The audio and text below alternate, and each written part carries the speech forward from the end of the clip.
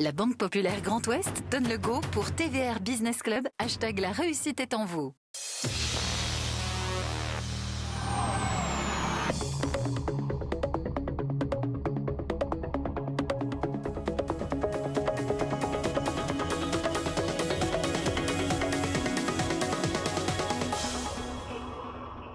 Bonjour à tous, bienvenue sur votre plateau du TVR BPGO Business Club où l'économie décryptée par ceux qui la font. Et cette semaine encore, avec le Club des chroniqueurs, nous sommes très heureux d'accueillir sur ce plateau David Soulard, directeur général de Gauthier France, une entreprise familiale de meubles implantés au Boupère en Vendée, présent dans 65 pays, autrement dit une très belle success story qui a démarré en 1960. On va tout de suite voir ça avec vous, David Soulard. Bonjour. Bonjour. Grand merci d'avoir répondu à l'invitation du TVR BPGO Business Club pour vous interroger cette semaine. Maurice Bourrigaud, merci à vous, Maurice, directeur général de la Banque Populaire Grand Ouest. Bonjour Stéphane, bonjour David. Bonjour Maurice. Bonjour Hélène Bâtonnier, Hélène Lodic-Baron, membre national du Conseil des barreaux. Bonjour Hélène. Bonjour Stéphane, bonjour à tous. Et merci à Hervé Kermarec, le président du MEDEF Bretagne et par ailleurs président de Kermarec Immobilier. Bonjour Hervé. Bonjour Stéphane, bonjour David. Alors on a beaucoup de questions à vous poser parce que cette histoire a été lancée, une très belle histoire créée en 1960 avec quelque chose de très fort pour vous dans votre ADN, c'est cet ancrage territorial, mais qui vous a fait aussi pousser les portes et aussi les frontières de la Vendée. Alors Patrice Gauthier était ébéniste, sa femme Annick Soulard avait le tempérament d'une entrepreneuse et aujourd'hui ça donne des chiffres quand même intéressants, 850 personnes, vous avez 120 magasins à travers le monde, 65 pays, vous venez d'ouvrir en Guyane, vous allez ouvrir à Saint-Malo, vous avez ouvert à Saint-Brieuc et ça va continuer. C'est quoi l'histoire vraiment très précise? C'est l'excellence, le savoir-faire et puis l'amour aussi des gens qui, par le bois, ont quelque chose de très prégnant. Ah, c'est une belle image, mais c'est vrai qu'avec ma famille, on a toujours aimé vivre avec les gens avec qui on travaille. Donc dans notre territoire, au Boupère, en plein bocage vendéen, là où il y a des arbres, c'est vrai, mais là où il y a surtout de l'agriculture. Donc on est toujours restés les pieds sur terre, avec cette envie qu'a eu mon oncle de créer cette usine en pleine campagne, qu'a eu mon père de la continuer, avec toujours l'envie de ne pas acheter à l'étranger d'autres usines, mais de toujours concentrer nos efforts sur la production de proximité. Parce qu'on va parler vraiment, il y a une démarche aussi très vertueuse, vous faites travailler les entreprises vraiment de votre secteur, vous avez une triple certification qualité, sécurité, environnement, une démarche d'éco-conception également de vos produits. On va voir tout ceci avec les chroniqueurs et à commencer par Maurice Bourrigaud. Longue histoire, Patrick Gauthier, Annick Soulard, Stéphane l'a rappelé en 1960, et puis l'Élysée.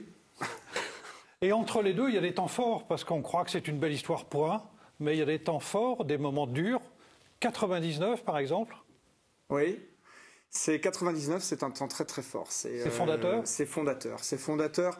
C'est septembre 99, c'est la date à laquelle mon père a refusé des remontées de dividendes vers ceux qui nous possédaient à l'époque, puisqu'on avait perdu l'entreprise en 83. Et on était sous gouvernance d'une entreprise qui s'appelait Seribo à l'époque et qui, pour une énième fois, voulait faire remonter de l'argent dans la holding. Et mon père a dit stop, c'est pas possible, on manque d'argent pour investir dans les usines. Et à ce titre-là, comme il était DG, au conseil d'administration, ils lui ont dit c'est fini, tu t'en vas. Et une fois qu'il est redescendu en Vendée, les gens étaient en grève. Ça a duré 10 jours. 10 jours pendant lesquels les gens se sont mis en grève pour garder leur patron, quoi. Donc ça a été énormément médiatisé. Pour nous, ça a été... Moi j'étais chez Sodebo, mes frères et sœurs travaillaient à l'extérieur. Ça a été un moment totalement lunaire où on revenait le soir, notre père était là et ne faisait rien, hormis de recevoir beaucoup d'ondes positives de l'extérieur en disant il faut que tu continues, que tu te battes pour récupérer cette boîte que tu as perdue. Et donc, il y a eu donc cet effet fort de rachat de Gauthier en 2000, un an après. Voilà l'élément fort. Hélène. Justement, depuis cette date, vous êtes véritablement une entreprise familiale, Oui. ancrée avec un ancrage local fort. Pour vous, c'est quoi l'entreprise familiale? Ce n'est pas qu'un nom, c'est quoi être une entreprise familiale dans le fonctionnement au quotidien? Alors, on est de nouveau une entreprise familiale, puisqu'on l'était, on l'a perdu, on est redevenu. Mes frères et sœurs, on vit dans un... Moi, je suis directeur général, mes frères et sœurs sont avec moi, mais en même temps sont dans l'entreprise. Mais j'ai un comité directeur qui n'est pas un comité directeur de famille. Donc, on n'est pas une vraie entreprise familiale telle qu'on l'entend. Et qu'est-ce que ça veut dire pour nous? C'est-à-dire qu'on est là pour la pérennité. On est là pour notre père et ma mère nous ont transmis cette entreprise dans l'idée qu'on soit là dans les 20, 30, 40 ans qui viennent. Et donc, en fait, ça nous permet d'avoir un peu plus de temps pour prendre les bonnes décisions, on va dire, et d'avoir moins la pression. Et puis de laisser la richesse dans l'entreprise pour qu'elle puisse passer les tempêtes, être résiliente, puisque nous, dans le meuble, on a passé des années difficiles, là ça va bien, mais le groupe Gauthier a eu plusieurs tempêtes, un peu comme sur le Vendée Globe, hein. On a quand même eu pas mal de tempêtes. Donc aujourd'hui on est à l'arrivée, mais on a eu pas mal de tempêtes. Mais la force de la famille, c'est de savoir se parler. Parce qu'à un moment, on peut toujours avoir des problèmes. On peut toujours avoir des choix qui soient difficiles. On peut toujours devoir justifier aux autres, qui sont aussi actionnaires autant que moi, pourquoi on va dans telle ou telle direction. Mais ce qui est surtout important, c'est la communication. Parce que si on ne communique pas, et je pense que c'est lié aux valeurs de l'enseignement de nos parents, qui nous ont toujours traduit ça par des valeurs humaines, valeurs de respect, humbles, qui se traduit aujourd'hui dans le fait de partager même nos échecs pour qu'à un moment on se dise on ne les a pas choisis complètement ensemble, mais on va dans le même sens. Hervé. Alors vous êtes ici en Bretagne, il y a des belles réussites d'entreprises bretonnes, mais on regarde, nous les Bretons, la Vendée comme étant aussi un territoire d'entrepreneurs. Il y a des très belles entreprises et vous en faites partie. C'est quoi le secret de réussite des Vendéens? Alors on se ressemble avec les Bretons, hein. Je dirais qu'on a une force, c'est qu'on se connaît tous. On est à la deuxième génération, on est tous finalement des successeurs de parents qui ont fondé ces entreprises il y a 60, 70 ans. Et c'est vrai qu'on n'hésite pas à se côtoyer et à vivre notre proximité comme réellement pas une compétition, mais comme vraiment une entraide. Je pense que c'est un élément fort. Voilà. Et puis l'autre point, c'est qu'on a des salariés extraordinaires.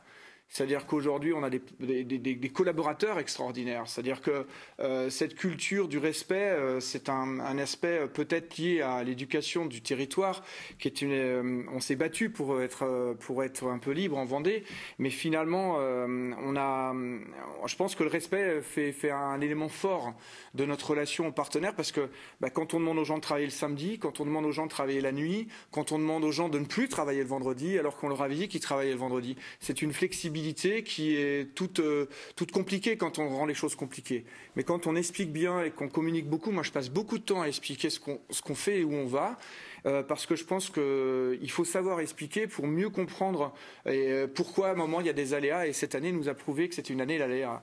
Mais je pense que c'est un petit peu ce qui nous rend fort de communiquer beaucoup sur l'entreprise. Ce qui serait intéressant dans un instant, c'est que vous nous donniez aussi des noms d'entreprises qui sont particulièrement aussi connus ou que vous avez repris, poursuivis sur notre territoire. Avant cela, quand même, un autre chiffre. J'ai lu que 5 millions d'enfants ont rêvé dans des chambres Gauthier et que votre premier lit a été livré à Beyrouth. Oui. Alors, mon oncle, dans les années 60, a dit que l'enfant n'avait pas sa place au niveau de la maison. En fait, il avait vraiment pas de chambre. Il dormait avec la grand-mère. On dormait à plusieurs. Et il a eu l'idée de créer finalement un monde à chaque enfant, avec un lit-voiture Alain Prost, où on a été peut-être l'un des premiers à faire du co-branding, avec des lits bateaux, avec finalement cette envie de sortir d'une chambre pour sortir un petit peu de l'ordinaire. Quand je dis aujourd'hui Gauthier aux gens, la plupart des gens disent « Ah, j'ai dormi dans du Gauthier, ma maman m'a gardé la commode que j'ai maintenant dans ma maison de vacances ou que j'ai toujours ». Donc cette durabilité, moi je la vis très positivement d'un point de vue garantie 10 ans qu'on a aujourd'hui, mais finalement les gens aujourd'hui disent « J'ai Gauthier depuis 30 ans ». Donc aujourd'hui, le meuble pour enfants, c'est plus que 20% de notre chiffre, 80% c'est le reste de la maison. Donc c'est pour nous être sorti de ce chiffre de l'enfant et être rentré vers les autres environnements de la maison, c'est bien. Et vous nous avez vraiment proposé aussi des images que Mathilde Pierre-Buisson, qui réalise ce TVR BPGO Business Club, vous montre, ce qui montre aussi ce savoir-faire très très important au sein d'une unité comme la vôtre.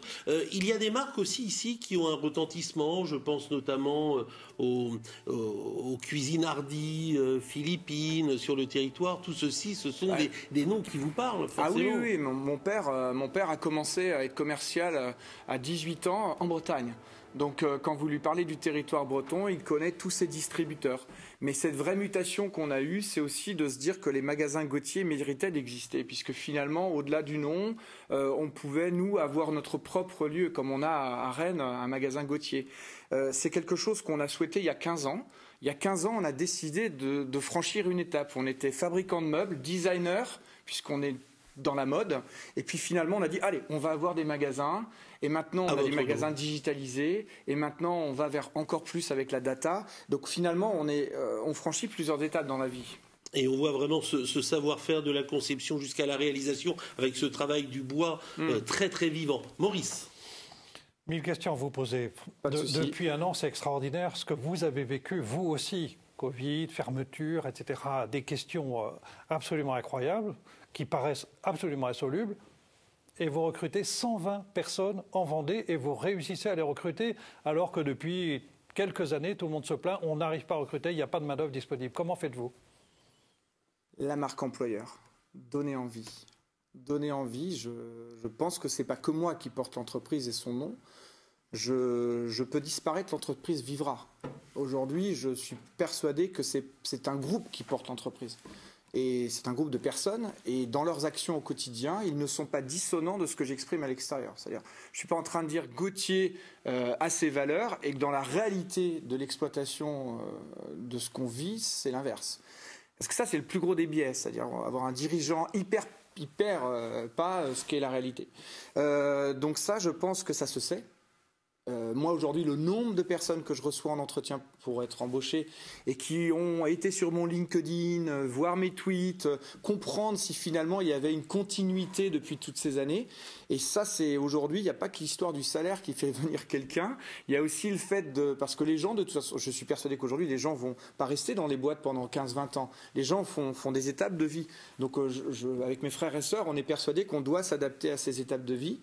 Et je pense que la marque employeur, c'est un élément très important. La French Fab, par exemple, réassure... Que vous portez fièrement. Hein. Oui, je suis ambassadeur de la French Fab sur la Vendée, comme il y en a ici aussi. Donc l'idée, c'est de dire que la fabrication française donne du sens et qu'aujourd'hui, on n'est pas dans une usine qui est noire et qu'on est dans des usines qui peuvent être de plus en plus modernes et que les journées de l'industrie, par exemple, on reçoit les jeunes de 10-12 ans pour les ouvrir à ce que c'est qu'une usine. On passe beaucoup de temps à ce niveau-là. Vers 14-15 ans, c'est déjà presque trop tard.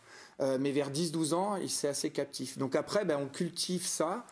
Et puis, on a cet effet de buzz plutôt bon, quoi. Beaucoup de pédagogie à faire. Hélène.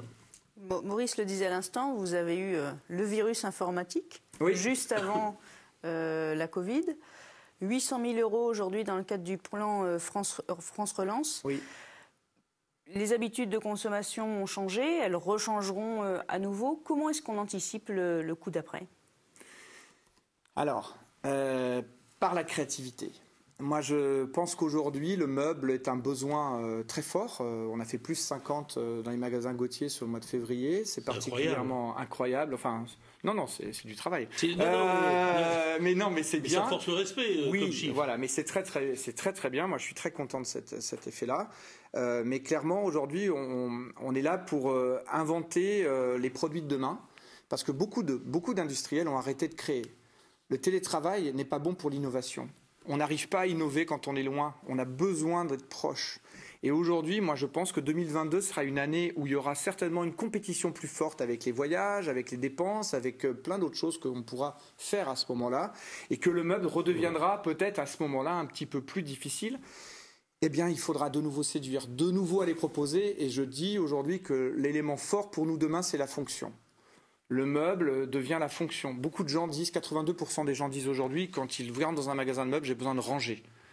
constate ce confinement, c'est qu'est-ce que je range mal chez moi, donc j'ai besoin de ranger. Donc on réfléchit à du gain de place, on réfléchit à des choses comme ça. Et c'est le coup d'avance parce que je pense que le marché de l'année prochaine sera plus difficile. C'est pour moi une évidence. Hervé. Vous êtes sur un marché qui est ultra concurrentiel, avec des concurrents qui sont mondiaux, dont un géant que l'on connaît tous. Vous avez décidé de vous implanter dans tous les pays. Par quoi vous avez fait la différence? Par la marque France? Par la qualité du produit? Par son implantation? Alors, à l'international, on dit Gauthier Stylish French Living, c'est-à-dire en fait le style de vie à la française. Ce que nous, Français, nous avons du mal quelquefois à accepter, c'est que finalement on fait envie à l'extérieur. On dit souvent on est mauvais, on est Non, non, à l'extérieur de la France, le Français dans sa vie fait envie. Dans sa vie, c'est-à-dire comment il mange, comment il prend du temps, comment voilà. Donc on s'autocritique, mais finalement le French bashing, c'est presque nous qui le sommes, pour nous-mêmes. À l'international, le Français est plus vu comme quelqu'un qui est entre l'italien et l'allemand. L'allemand hyper rigoureux, l'italien un peu tout fou. Nous, on est entre les deux. Je parle du meuble, hein, peut-être d'autres parallèles à faire, mais en tout cas, je parle du meuble. Et en fait, on est, nous, dans l'aménagement de la maison. Et clairement, aujourd'hui, la plupart des maisons partout dans le monde sont de plus en plus petites. Donc, clairement, nous, Gauthier, on travaille aussi sur le gain de place à l'international. Et le fait de dire que c'est made in France. Alors, on a des grands frères qui nous anticipent les choses. Louis Vuitton, Hermès, tous ces gens-là qui exportent du produit fabriqué aux Essarts, en Vendée, un sac Louis Vuitton, il est fait là, ou même en Bretagne d'ailleurs, et qui part dans le monde entier avec une valeur ajoutée. La seule façon de cultiver un produit à l'étranger, c'est de travailler sa marque.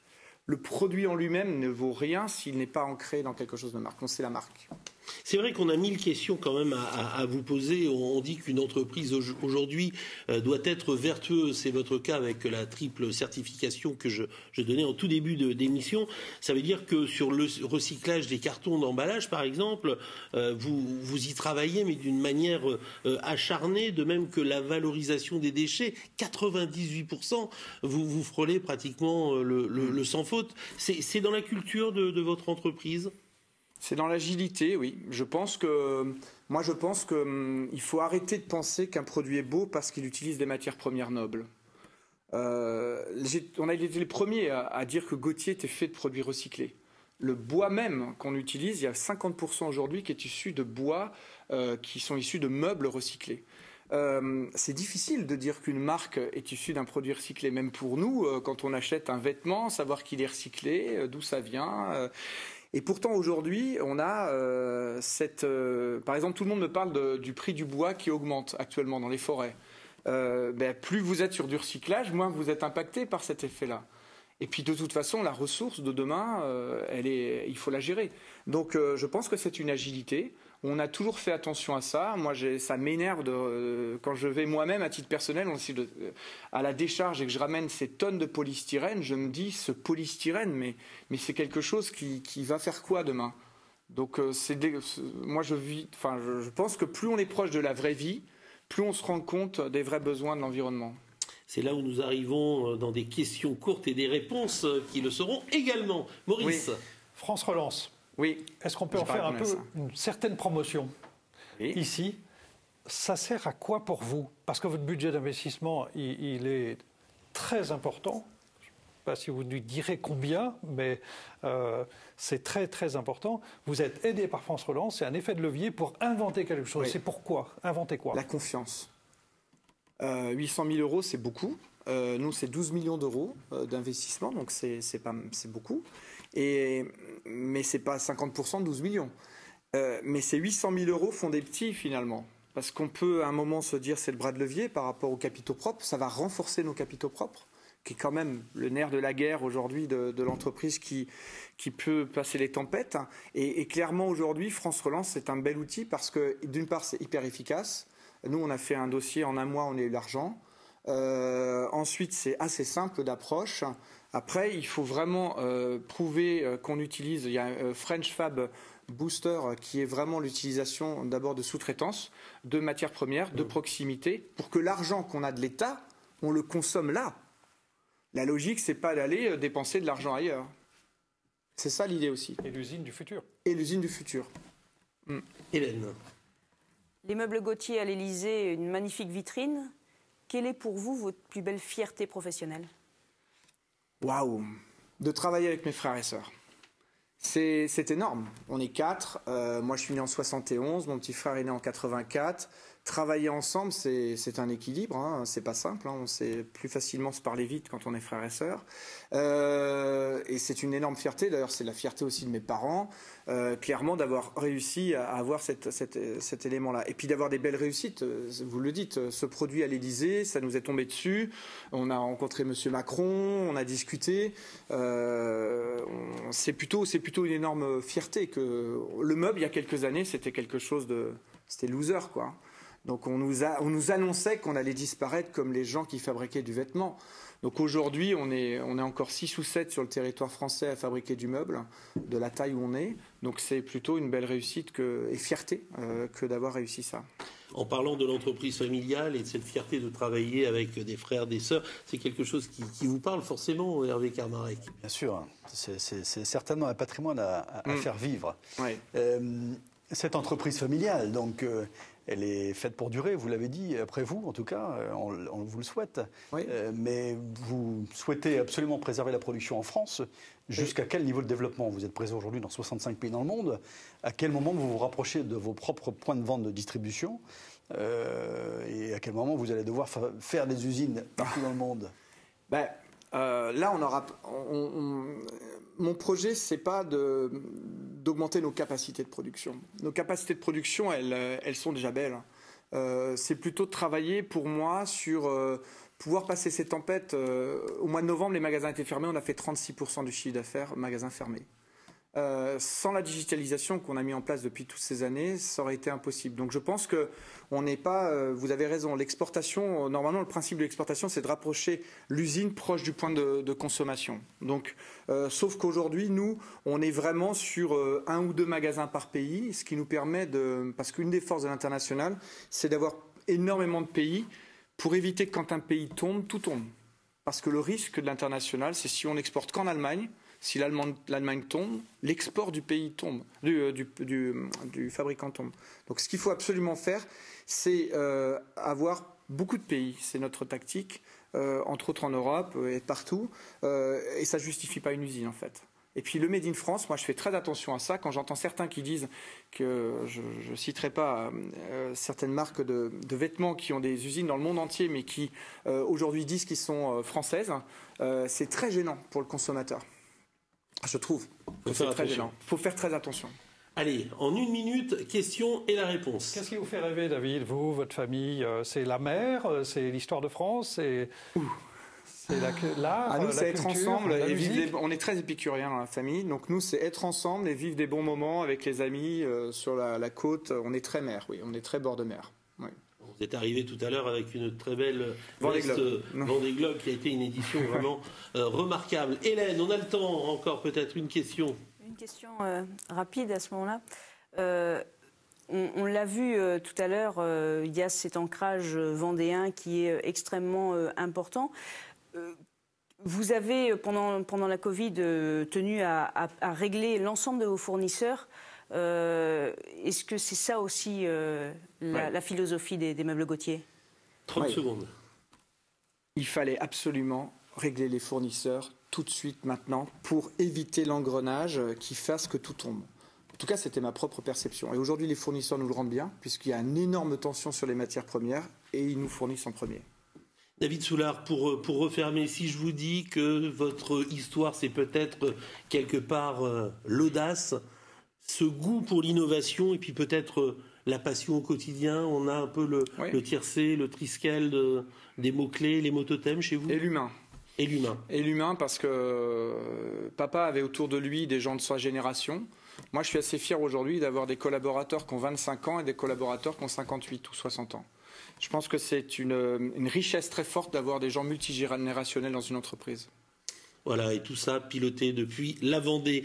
Merci infiniment David Soulard, directeur général de Gauthier France. Un grand merci à Hélène, Maurice et Hervé. On se donne rendez-vous très vite pour décrypter à nouveau l'économie de notre territoire. Merci encore à vous. Très belle semaine à vous tous.